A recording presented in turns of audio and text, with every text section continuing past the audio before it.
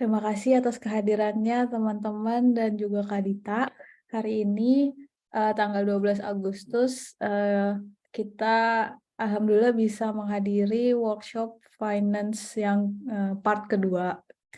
Perkenalin, nama aku Eva, salah satu bagian dari beasiswa ILIMAK.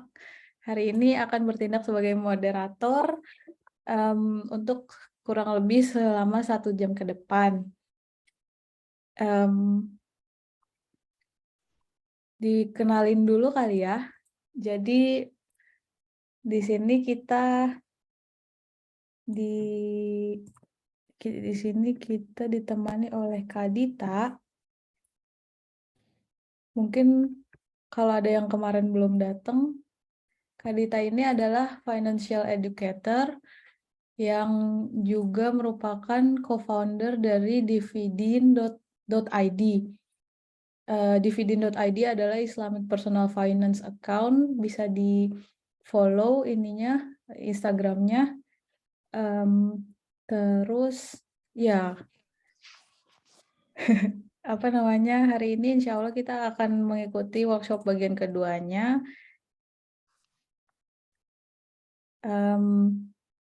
Ya, kalau gitu kita sapa dulu. Halo Kak Dita. Halo Kak Eva, Assalamualaikum, apa kabarnya? Waalaikumsalam warahmatullahi wabarakatuh. Alhamdulillah baik. Kak Dita sehat? Alhamdulillah ketemu lagi kita. Iya, alhamdulillah bisa ketemu lagi.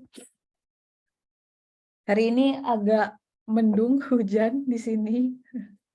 Nggak tahu di sana gimana. Jadi aku lagi di Solo nih, di sini cerah ceria, panas. Wah, alhamdulillah. Alhamdulillah. Panas ya? Iya, oke. Kalau gitu, kita persilahkan buat Kak Dita untuk mengambil alih acara ini.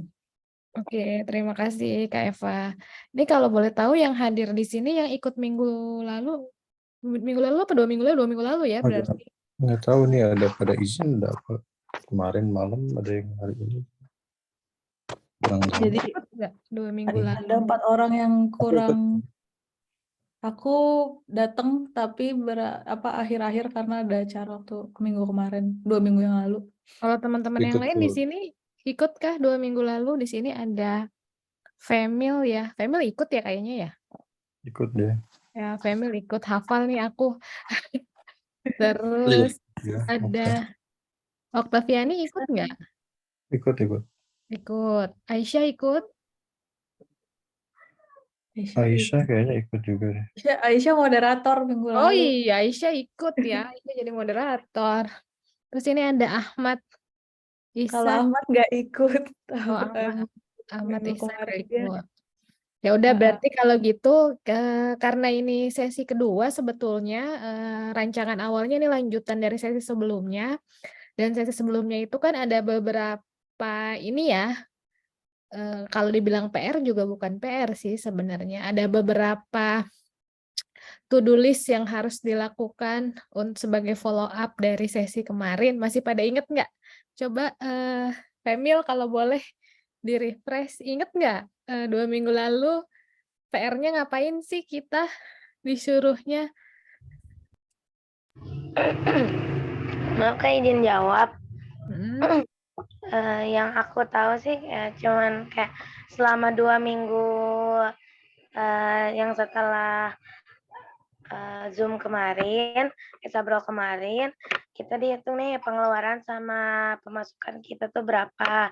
Terus apa kebutuhan yang paling kita butuhin selama 2 minggu ini. Terus yang satu lagi aku lupa, cuman aku ingetnya itu. Pokoknya ada 3. Ya aku yang ngelakuin itu 2.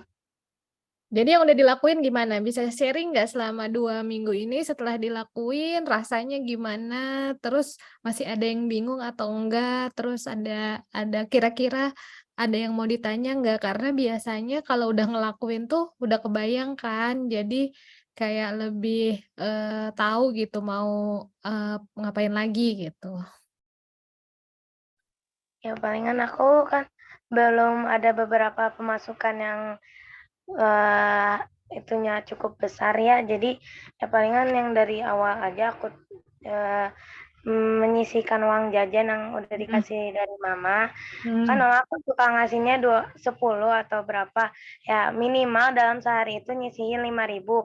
Tapi aku tuh karena anaknya jarang jajan ya bisa dibilang. Soalnya kan dari rumah juga dibawain bekal. Jadi bekal pagi sama bekal siang. Jadi ya kalau misalnya emang nggak mau jajan atau ada keperluan sesuatu ya semuanya ditabungin aja gitu. Wah, ini bagus nih yang kita bisa belajar dari Femil ya. Tadi salah satu yang sudah dilakukan itu kan nyatet udah ya, berarti nyatet pengeluaran, terus tadi katanya nggak suka jajan gitu karena sudah bekal. Nah, ini gimana caranya tidak tergoda untuk jajan? Padahal kan pasti kan di sekitarnya kan pada suka jajan, terus tukang jualan ya di depan mata ya jajannya sih sedikit-sedikit gitu, 2.000, 2.000, 5.000, tapi kan kalau sering juga jadi banyak. Nah, ini gimana tuh cara Femil supaya nggak tergoda untuk jajan gitu? Aku sih pertama-tama suka ngomong kayak harus sadar diri kita tuh kebutuhannya banyak dan ya uang yang kita miliki ini tuh belum tentu belum belum tahu kedepannya harus dipakai buat apa. Jadi ya buat jaga-jaga disisihin aja. Terus aku emang anaknya emang sering di rumah jadi nggak suka nyobain hal-hal atau makanan-makanan yang aneh-aneh gitu.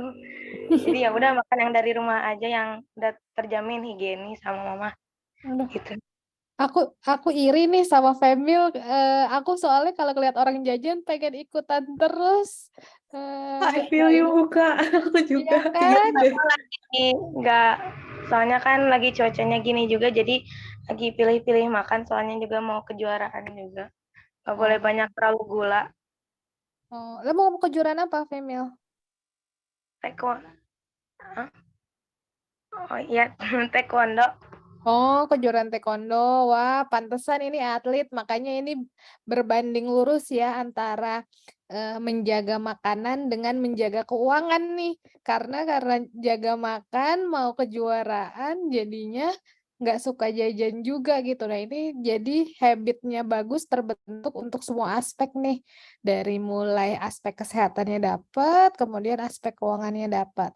Nah, PR satu lagi itu sebetulnya kemarin itu adalah kira-kira masing-masing tuh punya target keuangan apa sih yang mau dicapai? Misalnya ada mau kadang-kadang ya kita misalnya kayak ada mau beli buku novel yang udah kepengen banget gitu. Atau misalnya ada target keuangan lain.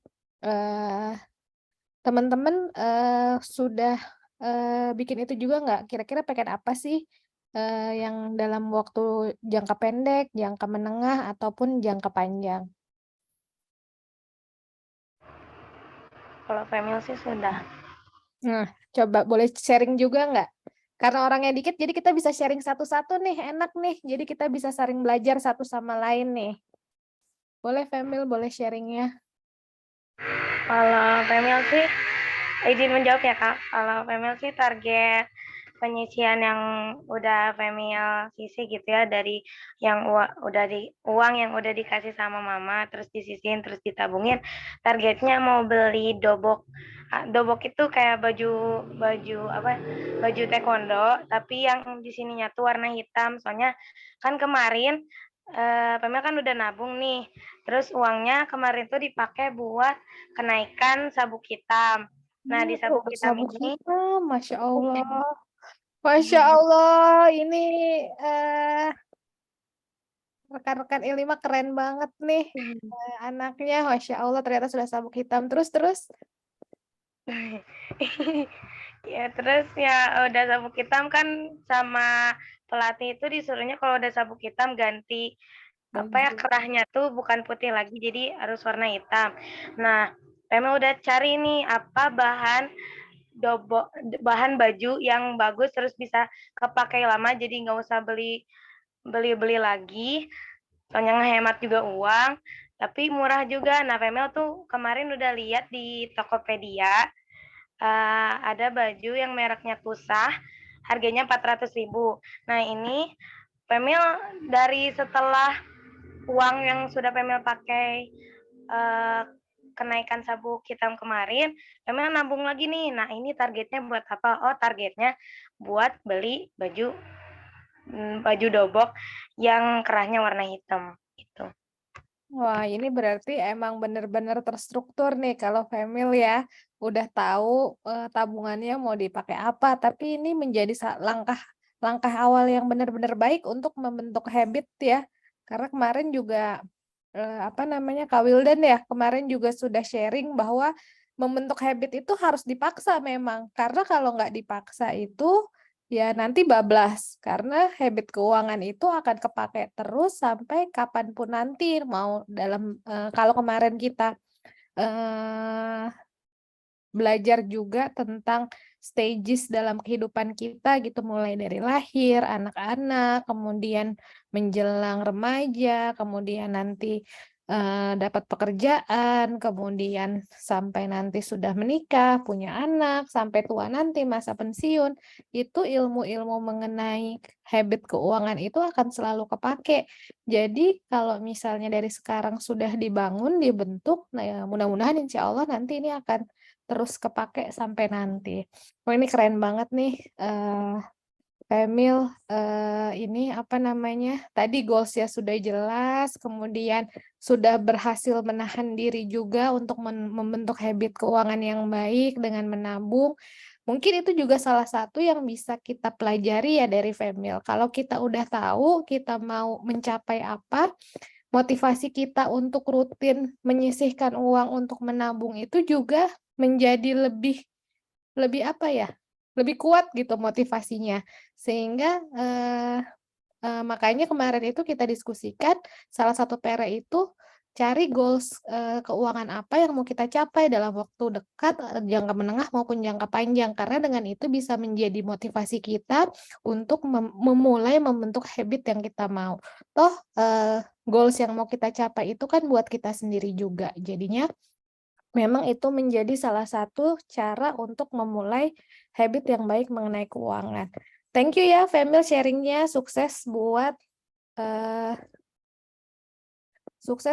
kejuaraannya. Kejuaraannya sudah sabuk hitam. Kalau di taekwondo itu sabuk hitam dipanggilnya apa?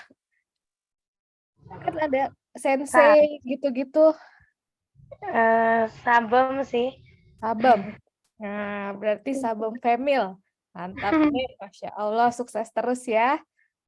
Ya Kak, terima kasih Amin. Terima kasih juga Kak atas sharing-sharingnya kemarin yang bisa merubah Femil menjadi lebih baik.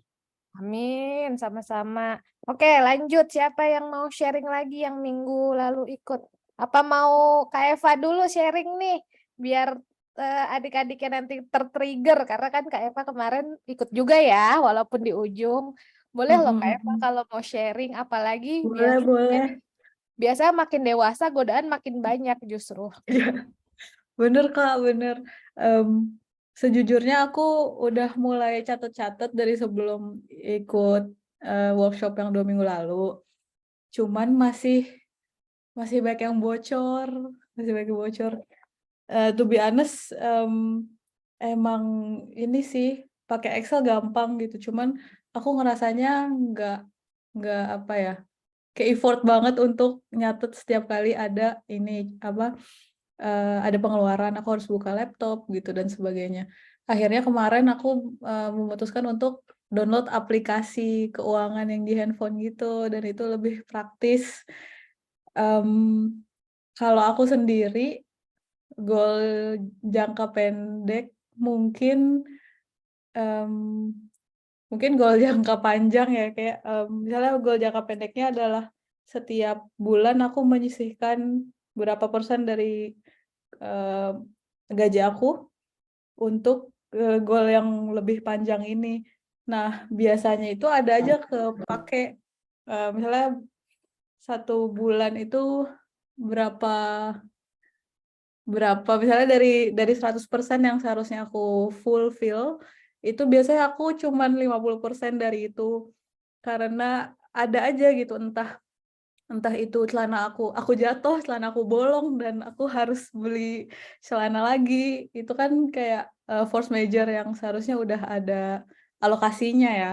Cuman aku salahnya aku likuiditas si alokasi dana yang untuk force major ini kurang, ya likuiditasnya rendah gitu. Jadi aku nggak bisa secara spontan ambil dana itu gitu. Terus ya aku menyadari segala hal itu setelah workshop itu sih kemarin. Terus setelah download aplikasi, aku juga melihat sebenarnya aku nggak banyak jajan. Aku juga, maksudnya jajannya terkendali gitu, masih dalam budget yang seharusnya. Cuman yang banyak itu yaitu eh make duit yang seharusnya disisihkan untuk kebutuhan yang spontan-spontan itu gitu. Yang sebenarnya kebutuhan sih. Menurut aku itu bukan bukan dorongan sesaat yang sebenarnya nggak aku butuhkan, tapi sebenarnya itu aku butuhkan. Jadi solusi untuk aku adalah rajin mencatat dan siapkan, kayak alokasiin duit untuk yang surprise itu. Kalau aku, Kak Dita kayak masih ke mute, sorry.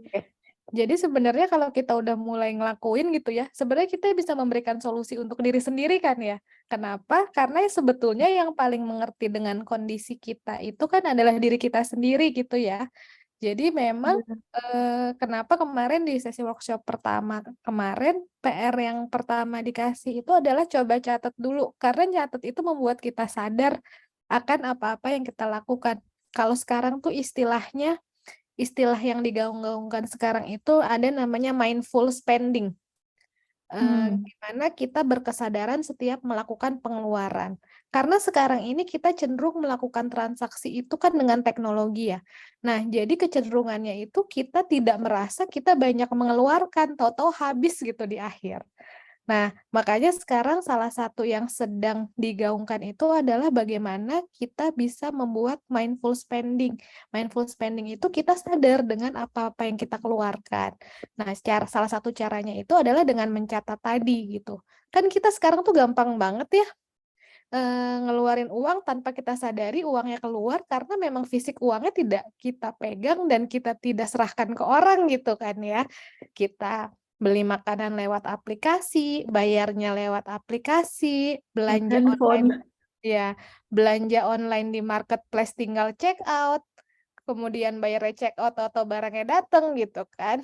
Itu kan kalau zaman dulu tuh kita ngeluarin uang tuh berasa karena memang kita harus ngambil dulu ke ATM, uangnya kita bawa, baru habis itu kita baru bisa mengeluarkan gitu kan. Nah, itu kan kerasa banget kita mengeluarkan effort dalam spending kita atau pengeluaran kita. Kalau sekarang kan eranya sudah berubah. Makanya justru di era sekarang mencatat itu justru jadi penting juga karena ini menjadi latihan kita untuk menjadi lebih mindful spending tadi. Nah, kalau zaman dulu tuh sebenarnya dari ibu-ibu kita itu kita bisa belajar alokasi keuangan yang bisa kita aplikasikan juga sekarang tapi lebih modern. Ingat nggak sih kalau zaman dulu kita suka ngelihat ibu-ibu kita setiap dapat uang itu sudah dimasukin ke amplop masing-masing, terus amplopnya dikasih tulisan buat apa gitu, buat belanja, terus ini nanti buat anak sekolah, ya kemudian amplop berikutnya buat Mbak atau buat apa gitu. Nah, itu kan sebenarnya adalah perencanaan keuangan gitu ya. Bedanya dulu semuanya masih dilakukan manual. Sedangkan sekarang kita sangat dipermudah karena tadi seperti Kak Eva bilang kalau Excel tuh kayaknya ribet gitu ya. Makanya akhirnya jadinya download aplikasi yang ternyata itu lebih memudahkan. Nah, itu kan preferensi ya sebetulnya. Kalau memang dengan aplikasi lebih memudahkan dan bisa dilakukan, justru kan yang kita inginkan adalah bagaimana kita mengaplikasikan apa yang kita tahu. Caranya itu terserah gitu. Yang penting kan tujuannya. Tujuannya kita bisa men-tracking spending kita, bisa lewat catatan di notebook, ada catatan di Excel, lewat aplikasi. Yang penting itu ter-tracking untuk kita tadi belajar mindful spending. Karena dengan kita men-tracking tadi, kita bisa mengevaluasi dan menganalisa sampai akhirnya tadi Kak Eva bisa menganalisa sendiri bahwa ternyata ada pengeluaran-pengeluaran yang tidak terduga gitu ya. Nah, pengeluaran tidak terduga ini kan berarti kan harus diantisipasi ya. Harus diantisipasi dengan dana liquid. Dana liquid ini adalah dana yang bisa kita ambil kapanpun. Nah, berarti harus ada strategi juga dari Kak Eva gimana caranya nanti ada dana yang dialokasikan untuk bisa diambil kapanpun. Tapi diambilnya kapanpun itu jangan diambil untuk keperluan lain gitu. Jadi emang bener-bener buat darurat aja. Kalau aku biasanya dana darurat itu aku pisahin di satu rekening khusus sama kayak bank utama aku, tapi itu rekening khusus buat dana darurat. Jadi itu rekening nggak aku sentuh-sentuh kecuali untuk ada keperluan mendesak. Dan ATM-nya juga nggak ada, jadi nggak akan bisa aku gesek-gesek, nggak bisa buat pakai belanja online. Jadi kalau misalnya aku mau pakai dana itu, aku harus transfer dulu kan ke bank lainnya atau ke rekening lainnya. Nah itu jadi aku nggak pakein kartu supaya nggak bisa aku pakai belanja online. Jadi itu memang aku sisihin dan memang nggak langsung nilainya ideal, harus dicicil. Karena memang kalau langsung ideal kesannya berat banget gitu. Karena kan kalau idealnya itu tiga kali pengeluaran kita bulanan. Nah, untuk mencapai ke sana itu kan panjang ya. Tapi kita bisa mencicil setiap waktu, setiap bulan ada yang kita sisihkan untuk nanti dimasukkan ke dana darurat supaya nanti di akhir kita bisa mencapai target dana darurat kita. Jadi itu makasih banyak nih Kak Eva sharingnya. Mudah-mudahan yang lain juga bisa belajar dari sharingnya Kak Eva.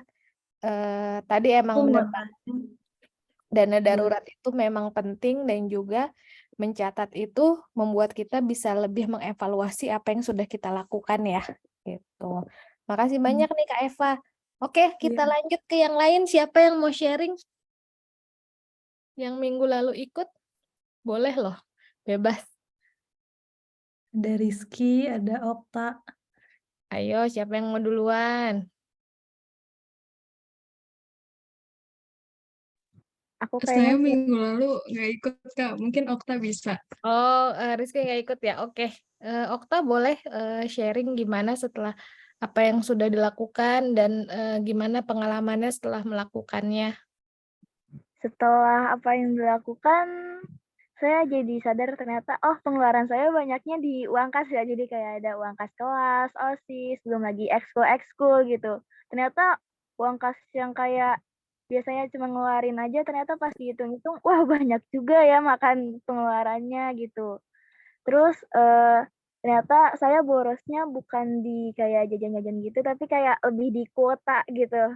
Kayak ternyata kuotanya cepet banget habis, beli lagi, ternyata pengeluarannya banyaknya di situ. Terus apa tuh jadi sadar goal saya ternyata untuk jangka yang lumayan panjang ini paling kan kurikulum Merdeka tuh kan kayak ada project. Nah, project itu ngabisin cukup banyak uang, kayak ntar bakal nyewa baju adat segala macam gitu-gitu. Dan buat kayak patungan-patungan tugas-tugas gitu ternyata banyaknya di situ. Gitu sih, Kak. Oke, makasih banyak Okta. Nah, berarti nih Okta jadi tahu ya. Nah, kalau misalnya kuota nih kira-kira gimana cara mensiasatinya nih pengeluaran terkait kuota? Karena kita tahu ya kalau dulu sandang, pangan, dan papan, kalau sekarang kayak sandang, pangan, dan wifi gitu kan, kebutuhan utama. Nah, ini kuota ini bukan sesuatu, ya gimana kita kan perlu nggak perlu ya di masa sekarang gitu. Nah, sekarang kita aja pakai kuota nih kita ketemu gitu kan, kita sesi Zoom. Nah, kira-kira gimana tuh Okta untuk mensiasati pengeluaran kuota? Udah ada kepikiran belum? Kepikirannya paling kayak ngurangin buka sosmed kalau nggak perlu. Terus kayak kan biasanya kadang ada teman yang minta hotspot dong gitu. Mungkin sekarang bisa sering nolak buat ngasih hotspot. Jadi kayak biar irit-irit pakainya sendiri aja gitu. Oh, jadi justru banyaknya ini sedekah kuota nih ya, Okta. Ini Secara kalau langsung iya. Ini menarik nih, fenomena menarik buat aku karena baru tahu aku misalnya sekarang itu minta hotspot gitu ya, lumayan juga ya kuota karena kita yang ngisi kan jadinya ya. Gitu. Iya, karena banyak temen yang kayak di rumah itu pakai wifi, jadi kalau di sekolah tuh dia males ngisi gitu, karena pakainya dikit doang kan, karena di rumah pakai wifi, jadi kebanyakan minta hotspot. Terus kalau misalnya ada tugas yang pakai laptop, kebanyakan, siapa yang mau hotspotin laptopnya gitu. Oh, kalau gitu bisa dibisnisin. Bisnis hotspot berarti di sekolah karena pelanggannya udah ada tuh, pelanggannya udah ada, jadi bisa balik modal tuh. Kalau mereka males beli kuota ya udah nggak apa-apa, aku yang beliin, kalian yang pakai gitu. Nah itu justru bisa jadi potensi bisnis juga nih. Kalau misalnya mau dicoba, kadang-kadang kita nggak tahu ya. Apa namanya, kita kan memulai bisnis itu kadang-kadang dari melihat kebutuhan di sekitar ya. Ah, males beli kuota sendiri gitu. Oh ya udah kita aja yang beliin, entar tinggal bayar dia gitu kan. Jadi memang ini sebetulnya ada dua sisi kalau mau kita lihat. Bisa jadi dari sisi lebih bijak dalam penggunaan kuotanya atau ya sekalian dibisnisin gitu. Ya udah, Okta jadinya jadi provider kuota nih, gitu, jadi provider kuota sekalian gitu. Jadi orang kalau nyari kuota udah tahu ke siapa, ke Okta gitu. Ini memang dalam setiap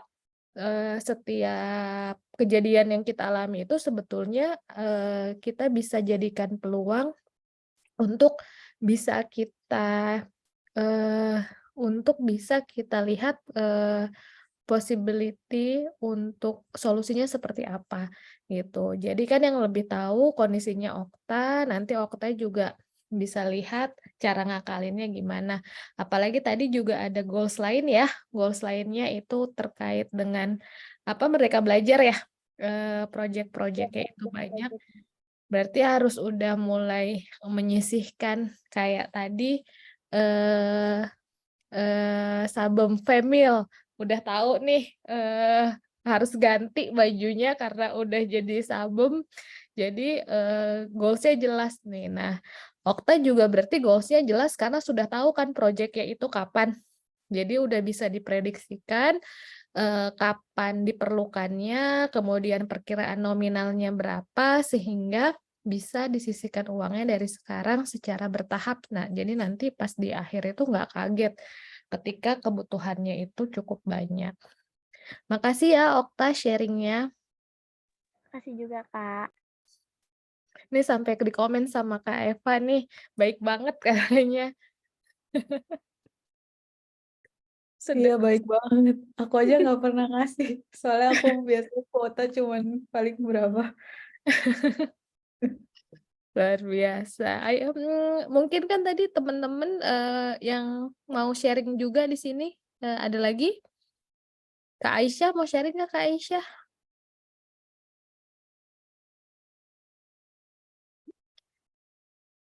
Nah ini Kak Rizky tim minta kuota. Ayo boleh sharing nih Kak Rizky nih. Berarti kalau tim minta kuota berarti pengeluarannya jadi sedikit nggak?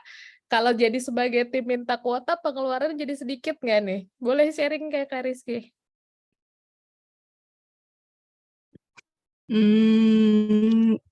Kayaknya soalnya aku tuh orangnya boros banget sebenarnya. Terutama kalau di luar kadang suka nggak tahan buat buka Instagram atau apa. Yang mana kalau buka Instagram tuh makan banyak banget kuota. Jadinya kadang baru beli kuota tiba-tiba baru berapa hari udah habis gitu. Jadi minta tethering ke temen gitu. Nah, terus kalau dari Rizky sendiri udah mulai mencatat pengeluaran belum? Terus ada goals keuangan nggak yang ingin dicapai kayak teman-teman yang lain tadi? Jujur kalau aku buat manage keuangan belum apa ya, belum rapi gitu. Karena aku kan sekarang udah kuliah, baru jadi maba nih, dan dapat sangu dari orang tua juga ya nggak banyak-banyak banget tapi cukup. Jadi kalau misal aku sendiri manage-nya biasanya aku kan dikasihnya ada berapa lembar tuh kan. Terus aku biasanya keluarin satu dulu buat makan, buat beli apa-apa segala macam. Nanti dilihat, biasanya aku sih kayak 100.000 buat 5 hari, atau kadang kalau hemat banget bisa buat seminggu gitu. Jadi aku keluarin dulu 100.000 buat seminggu, nanti kalau misalnya udah habis baru ambil lagi. Cuma kalau misalnya dalam rentang waktu seminggu itu ternyata kok habisnya kurang dari itu gitu, berarti wah ini ada yang boros nih, apa nih kira-kira gitu. Berarti sebenarnya secara nggak langsung Rizky itu udah menerapkan budgeting ya. Tapi budgetingnya itu budgeting habiskan saja. Karena Iya, budgetingnya itu menggunakan time frame. Kayak yang kalau minggu lalu itu kita belajar, pokoknya ada cut off waktu. Kalau minggu lalu itu kita belajar ada cut off waktu misalnya 30 hari atau sebulan.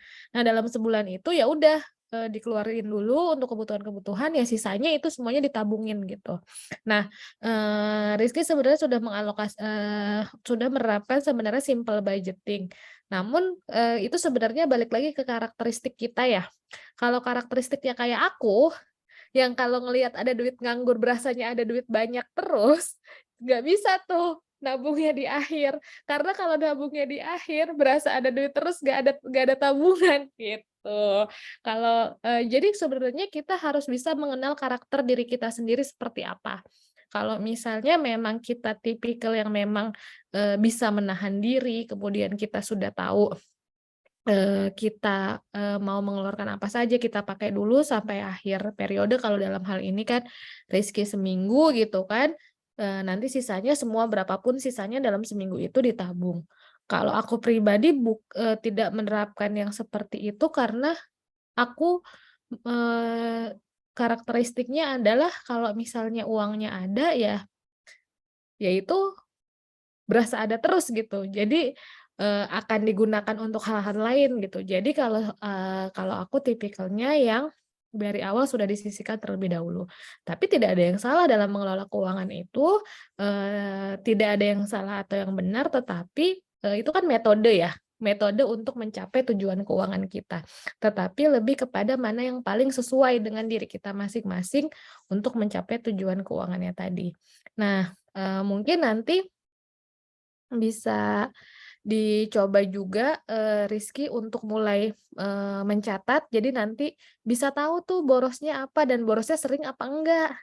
Nah tadi terus seringnya itu kemana?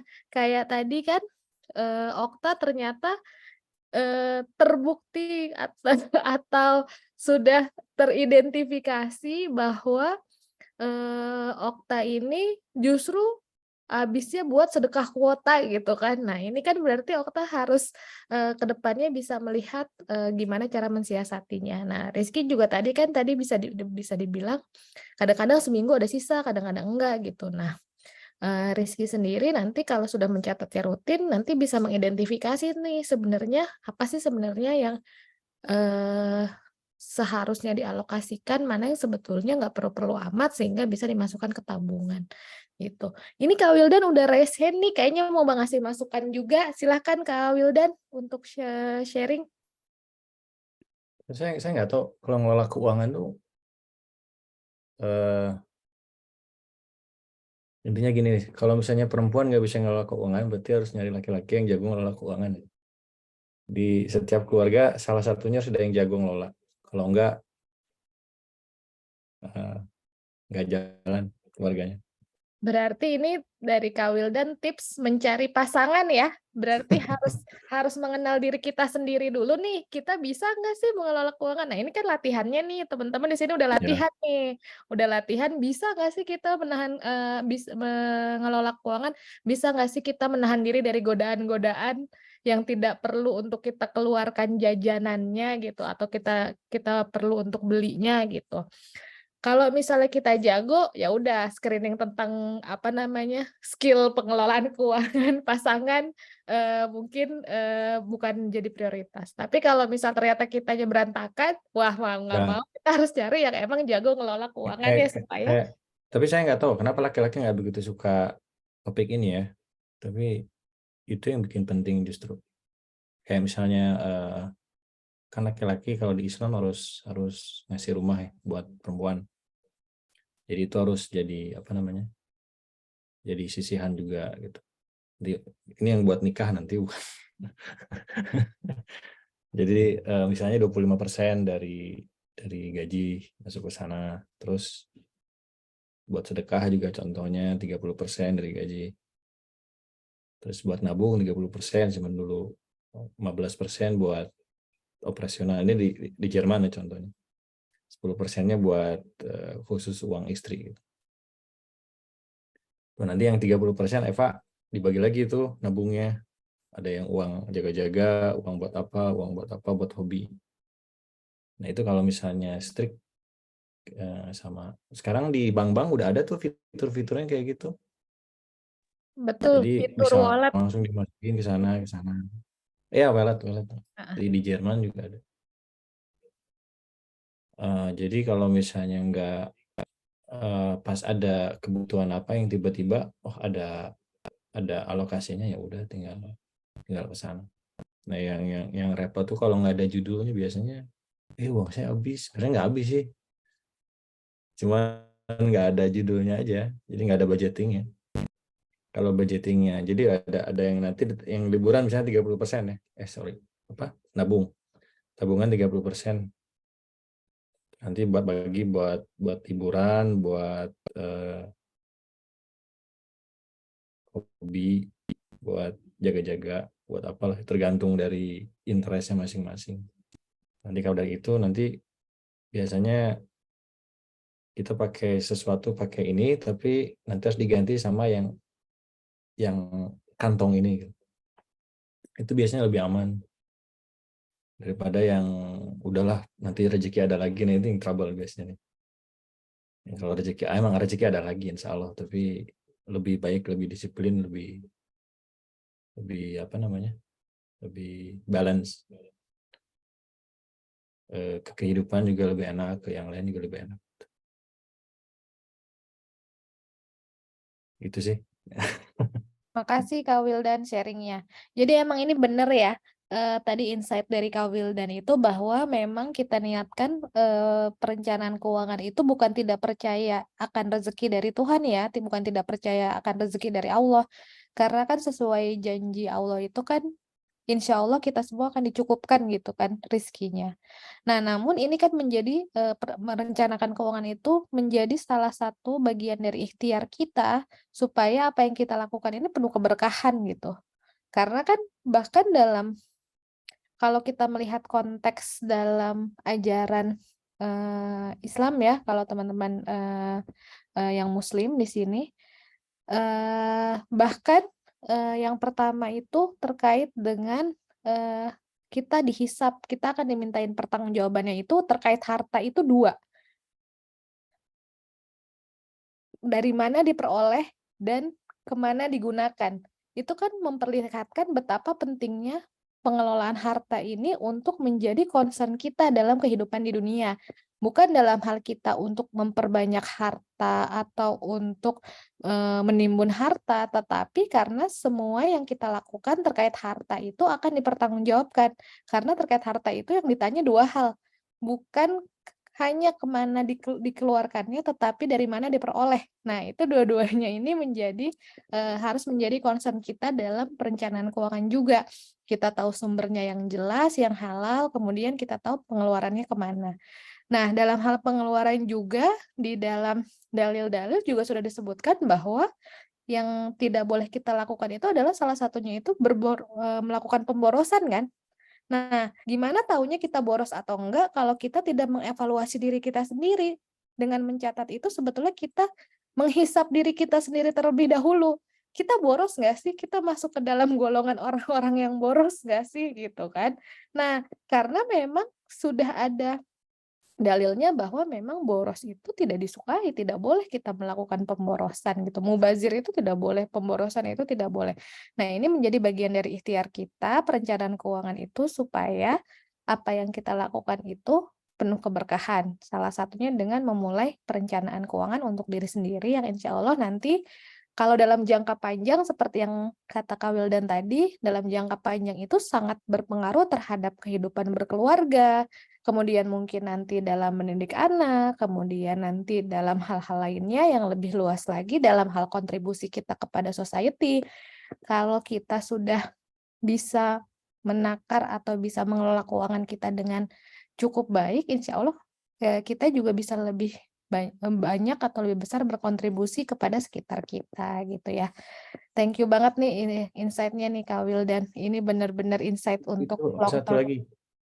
Nabung tuh sebenarnya pernah gini, ada kayaknya tahu kisah Nabi Yusuf ya, semuanya waktu dia dapat mimpi bahwa akan terjadi pacaklik.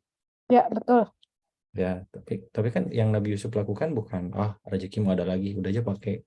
Yang dia lakukan benar-benar menimbun bahan pokok di tempat gudang untuk menghadapi pacaklik tersebut gitu.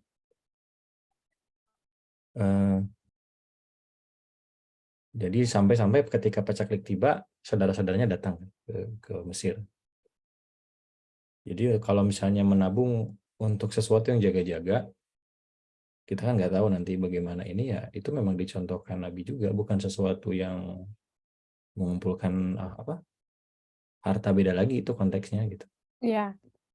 Jadi Jadi kadang-kadang saya suka dengar gitu motivator gitu. Nabung tidak dicontohkan Islam ya nggak benar juga gitu. ya. Contohnya Dan itu kembali lagi ke niat masing-masing ya. Kalau ya, contohnya menabung untuk menimbun harta itu tentu beda nggak dan boleh. untuk berjaga-jaga ya gitu Mereka kan. boleh. Jadi memang Seperti yang dilakukan oleh Nabi Yusuf gitu. betul. Jadi, Sepakat. tipis. Sebetulnya kalau memang kita lihat contoh kehidupan Rasulullah pun sebelum Rasulullah menikah itu kan Rasulullah kaya raya sebetulnya dari hasil berdagang gitu ya. Nah ini kan mencontohkan juga bahwa kuat secara ekonomi itu dicontohkan gitu. Karena dengan kita kuat kita bisa lebih berkontribusi lebih banyak kepada masyarakat sekitar. Nah ini bisa jadi contoh kita juga. Oke, terima kasih Kak Wildan. Mau ada yang sharing lagi teman-teman yang lain? Ada Dani nih. Dani 2 minggu lalu kayaknya ikut ya? Iya Kak, ikut. Mohon maaf terlambat bergabung karena ada kegiatan lain tadi. Gak apa-apa, Dani. Tadi teman-teman di sini udah sharing dari PR yang sudah dilakukan di 2 minggu kemarin. Kan diminta mencatat, kemudian gimana pengalamannya setelah mencatat selama 2 minggu, kemudian target selanjutnya apa untuk goals keuangannya, dan kira-kira gimana sih strateginya untuk mencapai goals keuangannya. Silahkan Dani kalau ada yang mau di-sharing. Oke, jadi setelah tugas itu dikasih kemarin kan hari Sabtu.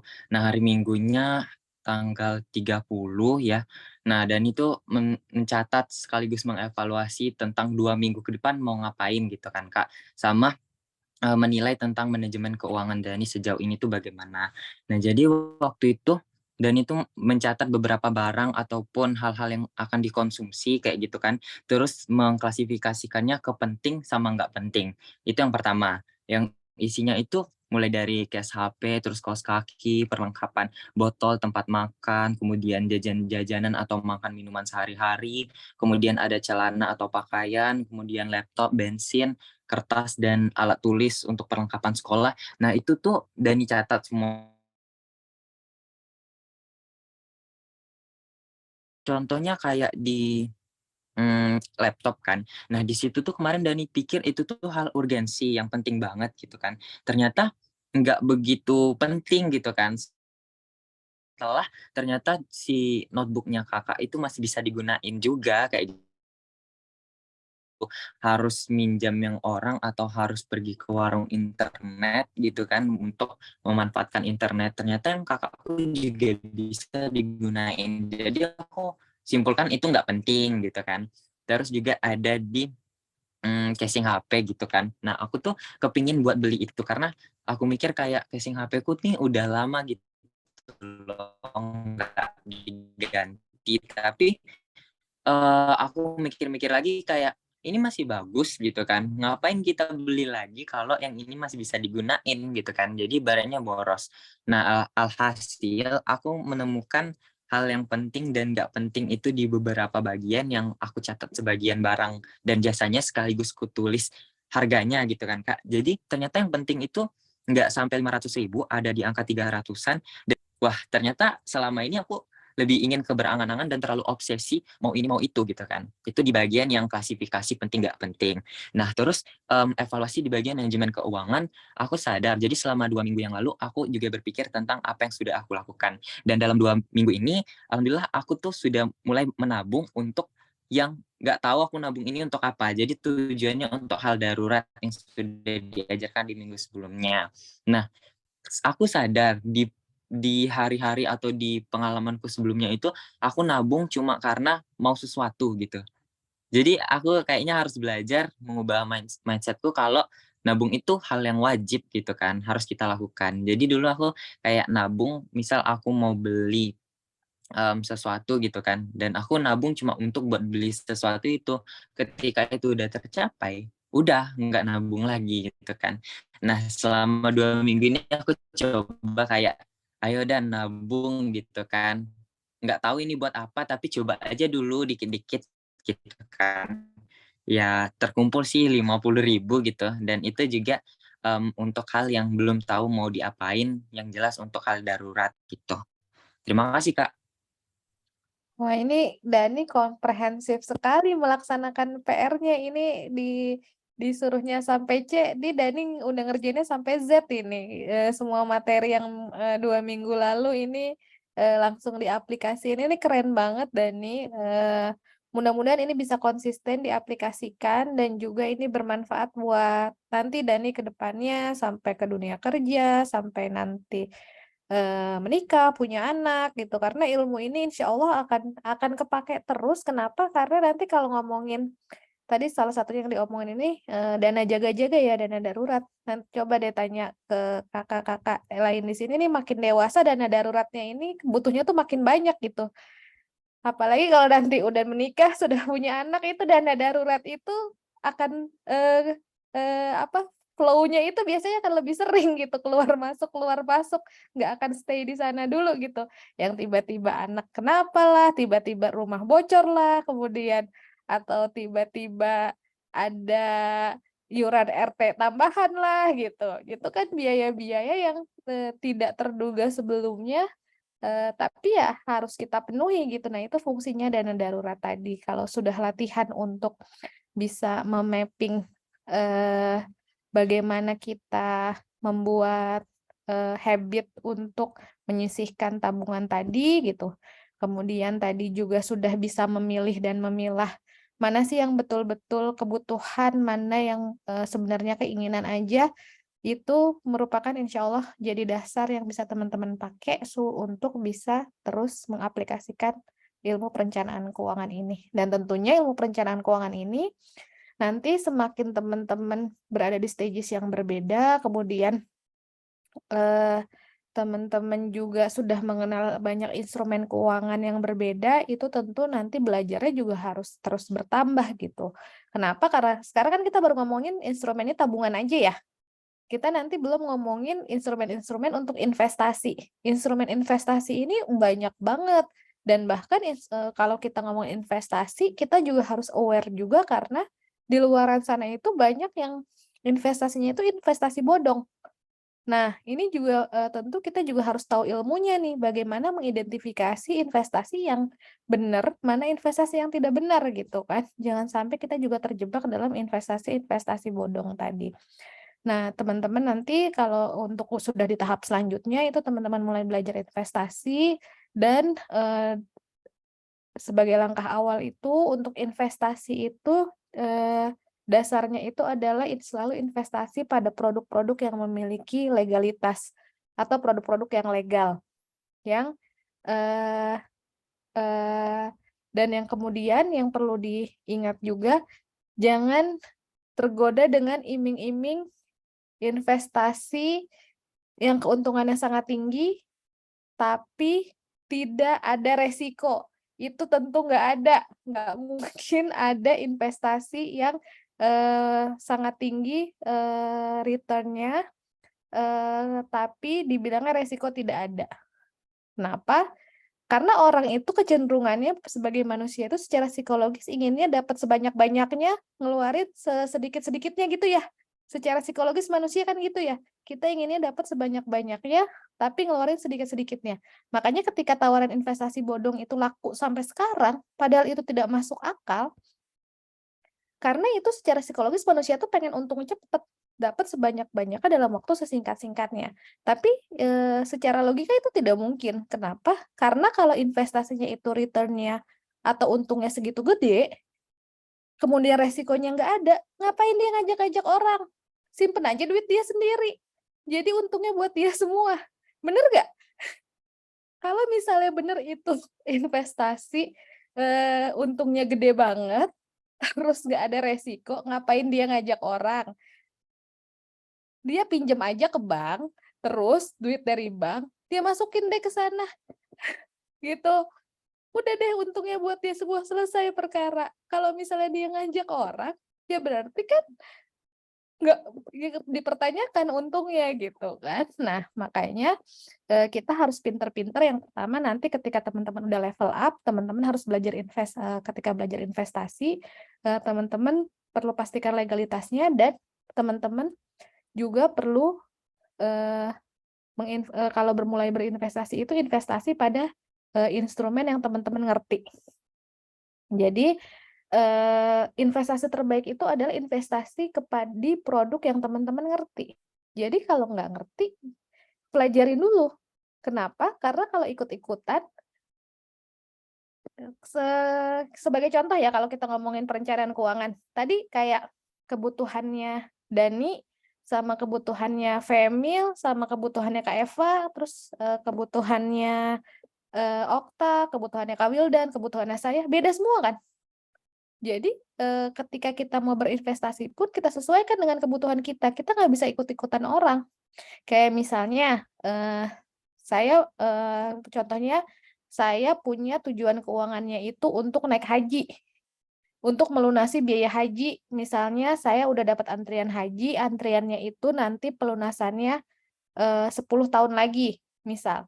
Kan kebutuhan saya untuk menabung dalam jangka waktu 10 tahun.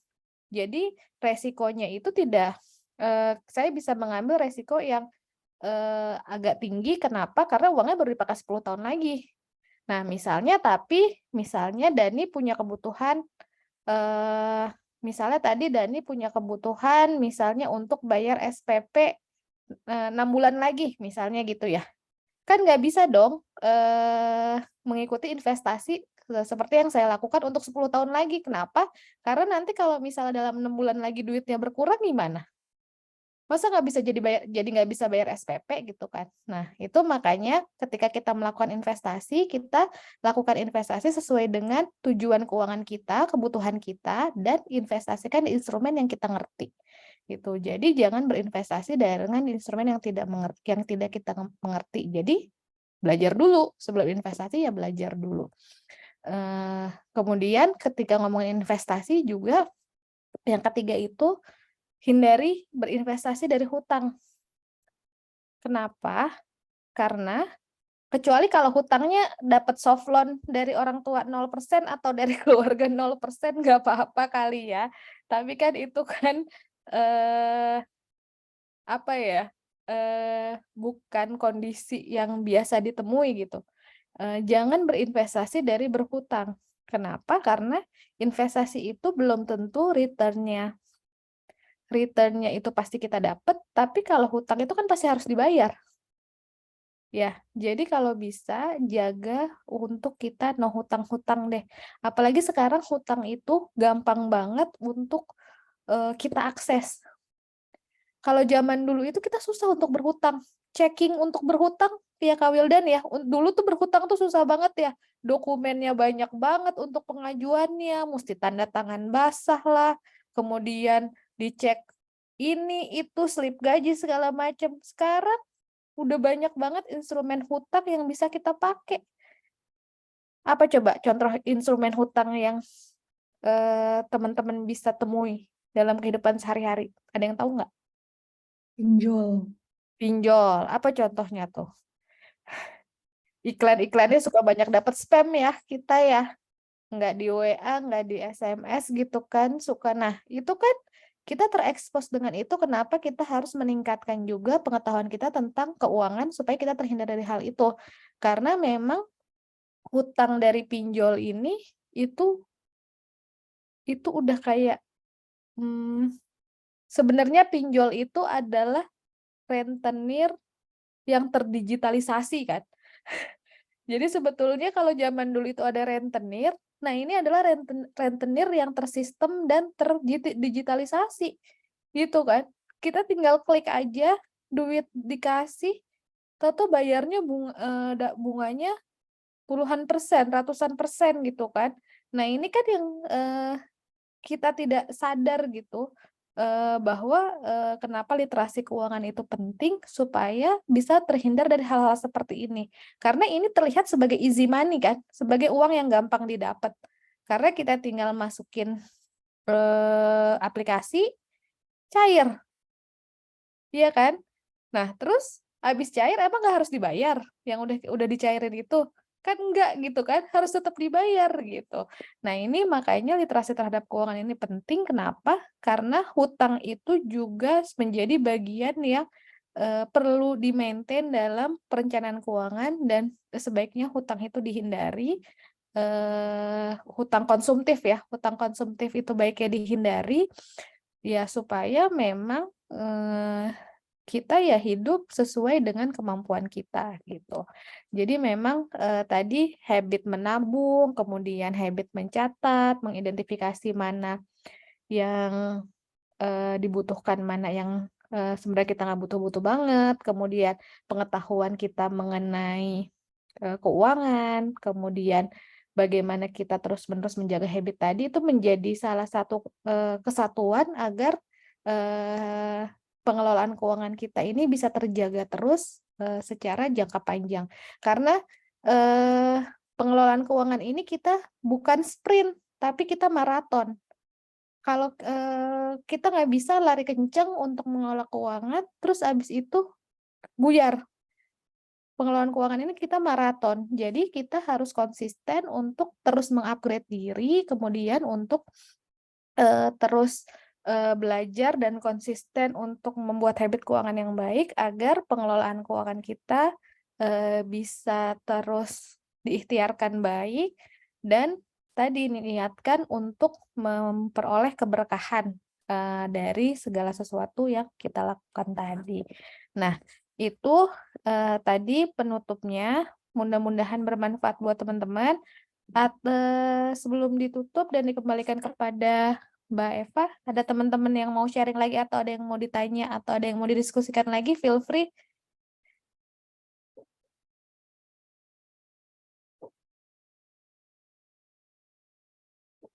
Ada yang mau nanya sesuatu mungkin?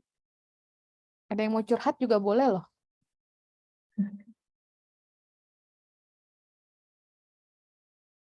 Ini mau ngomong sesuatu tuh kayaknya. Siapa? Aini. Ayo boleh Aini. Aini mau cerita apa Aini? Aini belum cerita.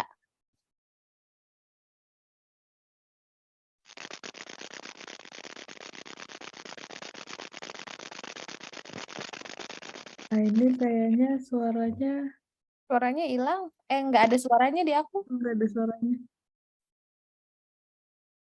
Adakah? Udah ada sekarang. Sebelumnya minta maaf, datangnya telat jam 4:30 kalau nggak salah. Soalnya habis lagi kerkom, ini baru pulang. Untuk pertanyaan aku nggak punya. Paling kalau curhat adalah dikit. Boleh. Akhir-akhir ini nggak tahu kenapa aku teh sering boros. Entah karena mungkin borosnya itu bukan untuk jajan diri sendiri, tapi borosnya tuh kayak lebih ke waktu kerja kelompok. Kadang Tadi sering fenomena kuota, ini fenomena kerja kelompok. Menarik. kadang aku sering nge-carry kelompok sendiri. Jadi misalnya kalau ada ngedesain untuk portofolio, jadi barang-barangnya itu aku yang beli kayak gitu. Terus kemarin juga nyempetin untuk ini mah mungkin kebutuhan penting juga, nyempetin ngeluarin uang untuk beli sepatu. Soalnya sepatu aku udah jebol gitu. Ya gitu aja, akhir-akhir ini aku agak boros dan aku juga nyadarin itu. Tapi sekarang mulai dari hari Senin tadi aku mulai nabung lagi 5.000 per hari. Mungkin segitu aja, Kak. Wah, makasih Aini, udah ada target tabungan ya. Oh, tadi nih sebetulnya tadi ada hal yang menarik ya terkait dengan sudah bisa mengidentifikasi borosnya di mana, itu suatu hal yang baik ya. Karena dengan kita mengevaluasi dan kita tahu apa-apa saja yang kita bisa perbaiki, kan kita bisa membuat strateginya ya. Bagaimana kita bisa melakukan perbaikan. Nah, kalau untuk kerja kelompok, karena ini untuk kebutuhan kelompok, jadi sebelum beli bisa disepakati dulu di awal.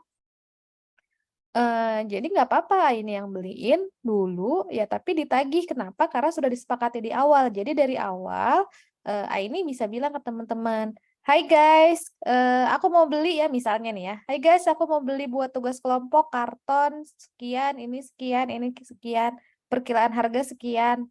Atau bisa jadi uangnya dimasukin dulu ke Aini sebelum beli. Jadi mungkin bisa ada semacam uang kas kelompok atau yang chip in kelompok di awal. Misalnya masing-masing masukin 20.000 dulu atau 10.000 dulu. Nah, nanti setelah belanja dibikin laporannya yang kepake berapa, kalau ada sisa. Kalau ada sisa itu kembaliin lagi ke masing-masing, tapi kalau misalnya kurang ya ditombokin kekurangannya ya bareng-bareng lagi. Karena ini bersama, jadi sebetulnya bisa disiasati dengan komunikasi dengan kelompoknya untuk bisa menyepakati apa-apa saja yang terkait keuangan gitu. Nah, ini jadi dua hal nih, belajar perencanaan keuangan untuk kelompok. Untuk kelompok, untuk komunitas, ini bisa menjadi cikal bakalnya untuk Aini belajar itu. Karena kalau semuanya ditanggung Aini sendiri, kan itu sebetulnya bukan tanggung jawab pribadi ya. Beda kalau misalnya itu tanggung jawab pribadi, ya kita budgetin. Kayak tadi Femil ada keperluan untuk beli baju untuk taekwondonya. Oh, itu kan jadi kebutuhan sendiri. Kenapa ya? Karena Femil yang pakai, Femil yang naik tingkat gitu kan. Nah, kalau misalnya ini kan kasusnya itu adalah kebutuhan dari grup. Nah, Femil membudgetkannya Aini membudgetkannya porsi Aini aja. Sisanya dikomunikasikan dari awal untuk keperluan-keperluan dari kelompok ini, disepakati aja apakah mau dibayar di akhir atau dikumpulkan uangnya di awal. Tapi kalau aku ngelihat karena Aini nggak enakan ya, makanya jadinya nggak pernah ditagih, kayaknya yang lebih pas disepakatinya ada chip in uang di depan. Jadi nanti Aini belanja, kemudian nanti dibuat pertanggungjawabannya, apakah kurang atau lebih, nanti itu di-sharing ke teman-temannya. Gitu. Karena kalau misalnya sekali begitu, nanti akan Aini kuliah apa SMA? Aku SMP, Kak. Oh, SMP. Nah, ini masih SMP. Nanti nih kalau kebiasaannya kebawa terus sampai SMA, sampai kuliah, itu tugas banyak banget loh.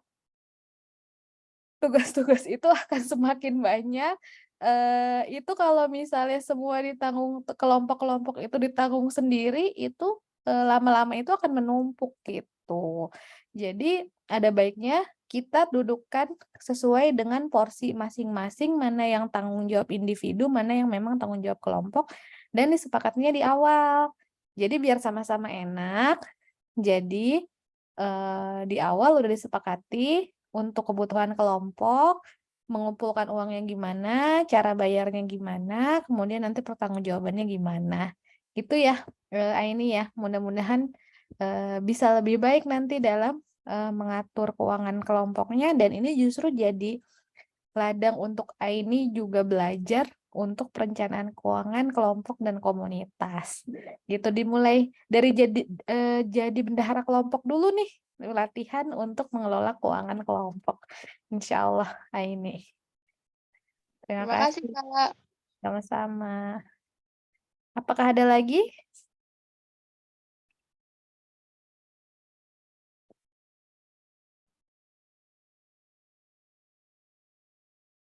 Kayaknya udah ya semuanya.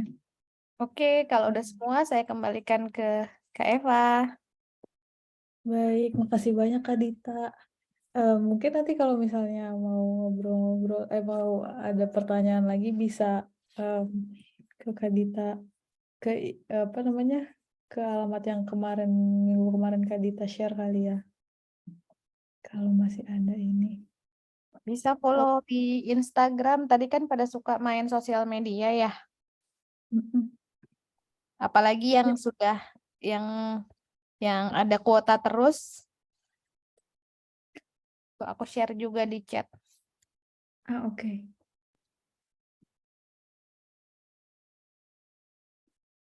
Bisa di follow juga di vidin.id. Ya. Sip, terima kasih banyak. Alhamdulillah nggak Mudah-mudahan kerasa ya. bermanfaat ya teman-teman semua, dan mudah-mudahan berkah dan jadi bekal ilmu. Walaupun ini ilmu basic, mudah-mudahan jadi berkah ilmu buat teman-teman untuk bisa diaplikasikan dalam kehidupan teman-teman ke depannya sampai nanti, nggak tahu ya, sampai pensiun nanti. Pokoknya dalam jangka panjang mudah-mudahan ini ilmunya bisa bermanfaat. Terima kasih banyak. Saya mohon maaf kalau ada kekurangan ya.